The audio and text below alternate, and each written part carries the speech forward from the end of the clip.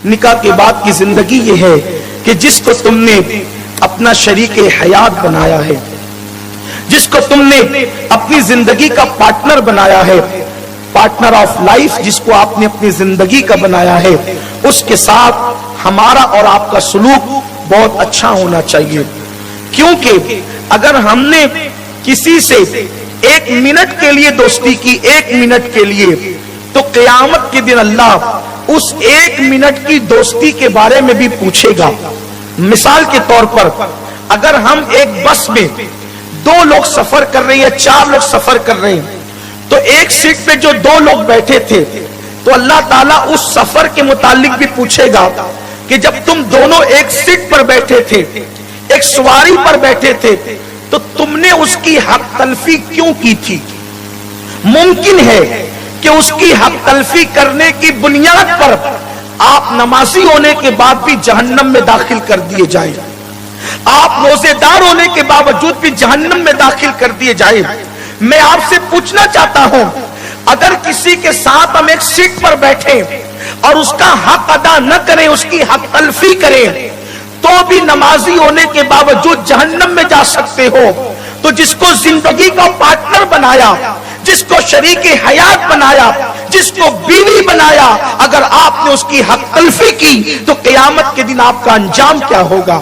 اچھی طرح یاد رکھنا، جو لوگ عورتوں کو پیر کی جوتی سمجھتے ہیں، جو لوگ عورتوں کو کنیز سمجھتے ہیں، جو لوگ عورتوں کو خادمہ سمجھتے ہیں، جو لوگ عورتوں کو غلام سمجھتے ہیں، یہ ان کی فکر اسلامی فکر نہیں ہے، بلکہ ایک منٹ کی دوستی کے متعلق پوچھا جائے گا۔ اور یاد رکھنا، اگر اللہ کے حقوق کی ادا کرنے میں کوتاہی ہوئی تو اللہ معاف کر دے گا، لیکن اگر آپ نے بندوں کے حقوق ادا کرنے میں کوتاہی کی تو جب تک کہ بندہ معاف نہیں کرے گا اس وقت تک بھی اللہ معاف نہیں فرمائے گا۔ تو یہ جو بیوی کے حقوق ہم پر ہیں اور خواتین موجود ہیں تو شوہر کے حقوق جو ان پر ہیں، بس 2 باتیں عرض کر کے بات ختم کرنا چاہتا ہوں۔ دیکھو، آج لوگ بیوی کی خوشی کا خیال نہیں کرتے، بلکہ اب تو لوگ بیوی سے ابے تبے سے بات کرتے ہیں، گالی گلوچ سے بات کرتے ہیں۔ میں نے اکثر اپنی قوم کو پیغام دیا کہ جس مذہب میں جو پسو ہمیں کاٹتا ہے، پسو ایک چھوٹا سا کیڑا ہوتا ہے، بلکہ ایک نظر میں وہ دکھتا بھی نہیں ہے۔ پسو اتنا چھوٹا کیڑا ہوتا ہے کہ ایک نظر میں وہ دکھتا بھی نہیں ہے، غور کرو تو دکھتا ہے۔ حدیث کی مشہور کتاب ہے الترغیب والترہیب، الترغیب والترہیب میں یہ حدیث موجود ہے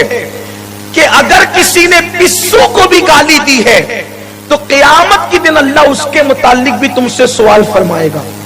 تو جب پسو کو گالی دینا جائز نہیں ہے تو اپنی بیوی کو گالی دینا کیسے جائز ہو سکتا ہے؟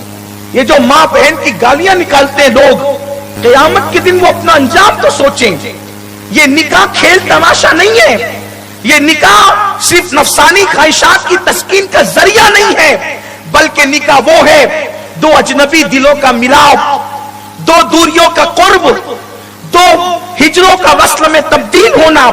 2 دلوں کا آپس میں قریب ہونا، دونوں کا ایک دوسرے کے حقوق کو ادا کرنا، 2 خاندانوں کا ایک دوسرے کے ساتھ ملنا، دونوں کے ایک دوسرے کے حقوق ادا کرنا، یہ اسلامی نکاح ہے۔